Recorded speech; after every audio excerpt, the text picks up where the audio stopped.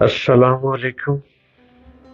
اور میں تاریخ کے صفحے پلٹتا رہتا ہوں، کبھی موجودہ ہسٹری میں آ جاتا ہوں، کبھی گزرے ہوئے زمانے کی بات کر جاتا ہوں، اور آنے والے وقت کو تو میں نہیں جانتا، لیکن اتنا ضرور جانتا ہوں کہ وہی وقت کا سکندر اعظم بنتا ہے جو کم سوئے اور باقی وقت اپنی جستجو میں لگا دے۔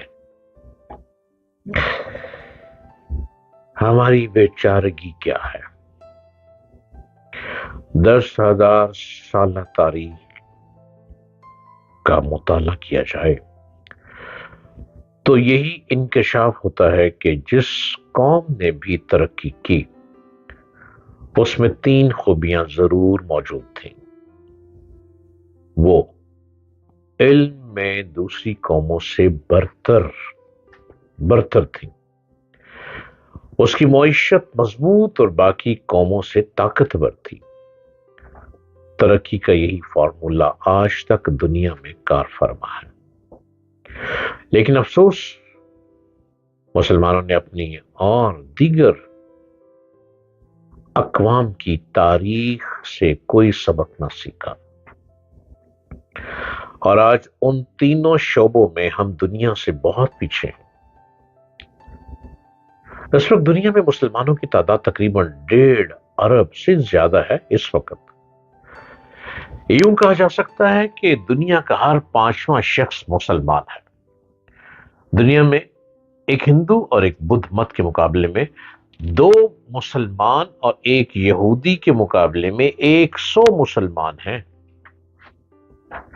آج دنیا میں 61 اسلامی ممالک ہیں، ان میں سے 57 ملک مسلمانوں کی عالمی تنظیم OIC کے رکن ہیں، لیکن ہم دنیا کی تیسری بڑی قوم ہونے کے باوجود انتہائی کمزور، حقیر اور بے بس نظر آتے ہیں۔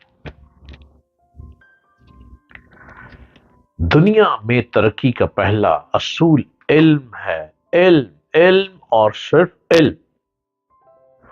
ہمارے پیارے نبی صلی اللہ علیہ وآلہ وسلم کا فرمان ہے کہ علم حاصل کرو چاہے تمہیں چین ہی کیوں نہ جانا پڑے۔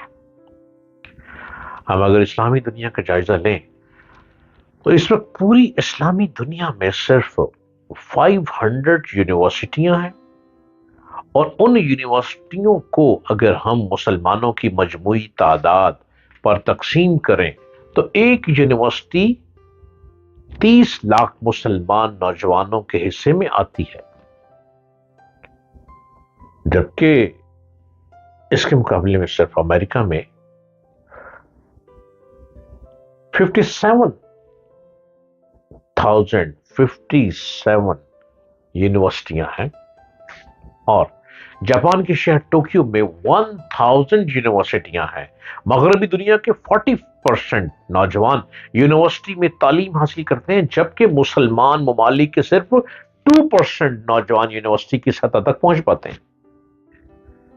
کتنی بڑی بدقسمتی کی بات ہے کہ جس قوم کی میراث تعلیم ہو اور وہ تعلیم سے محروم رہے، تعلیم کے بجٹ برائے نام ہوتے ہیں۔ اتنے کم وسائل میں اعلیٰ تعلیم ادارے وجود میں نہیں آ سکتے۔ اسلامی ممالک میں جامعۃ الازہر کے بعد کوئی قابل ذکر تعلیمی درسگاہ قائم نہیں کر سکے۔ بر صغیر میں جب اکبر بادشاہ اپنی بیگمات کے لیے محلات تعمیر کروا رہا تھا، اس وقت برطانیہ میں آکسفورڈ یونیورسٹی کی بنیاد رکھی جا رہی تھی۔ اسی طرح جب شاہ جہاں اپنی چہیتی بیگم ممتاز محل کی تاج محل تعمیر کروا رہا تھا اس کے لیے، اس وقت امریکہ میں ہارورڈ یونیورسٹی کی بنیاد رکھی جا رہی تھی۔ ترجیحات میں فرق تھا۔ مسلمان حکمران تعلیم کی طرف رجحان نہیں رکھتے تھے۔ یہی وجہ ہے کہ مسلم امہ تعلیم میں بہت پیچھے رہ گئے۔ ترقی کی دوسری اہم بنیاد معیشت ہوتی ہے۔ 61 اسلامی ممالک کا مجموعی جی ڈی پی صرف $2 ٹریلین ہے، جبکہ امریکہ صرف مصنوعات اور خدمات کے شعبے میں 12 ٹریلین ڈالر کماتا ہے۔ امریکہ کی stock exchange Wall Street $20 trillion کی مالک ہے۔ دنیا کی 52% فیکٹریاں مغربی دنیا میں ہیں، جبکہ دنیا کی 70% صنعتوں کے مالک عیسائی اور یہودی ہیں۔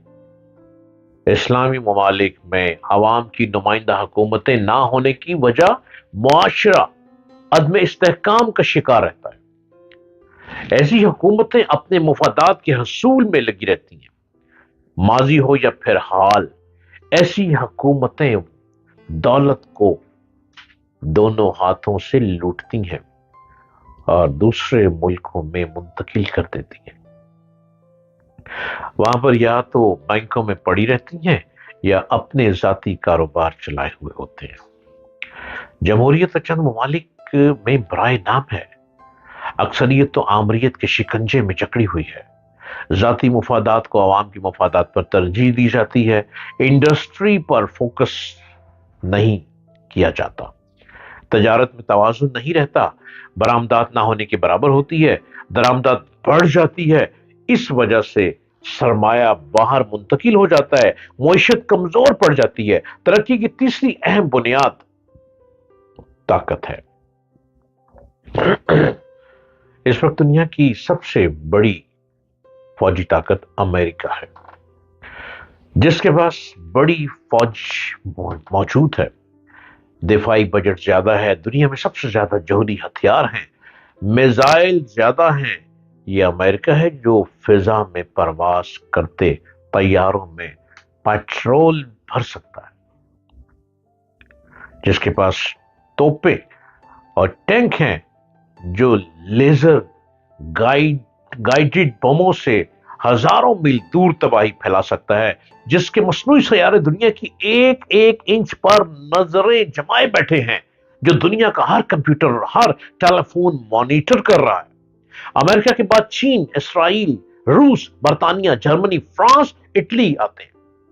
اس کے بعد بھارت کا نمبر آتا ہے۔ آپ پوری اسلامی دنیا کی فوجی تنصیبات اور فوجی اثاثوں کا تجزیہ کر لیں، ان کے پاس رائفل سے لے کر جہاز تک امریکہ اور یورپ کے ہوں گے۔ اکثر اسلامی ممالک رائفلوں کی گولیاں تک کسی غیر مسلم ملک سے خرید رہے ہوتے ہیں۔ پاکستان گو کہ ایک ایٹمی طاقت ہے، لیکن پھر بھی اسلحے کی پیداوار میں خود کفیل نہیں ہے۔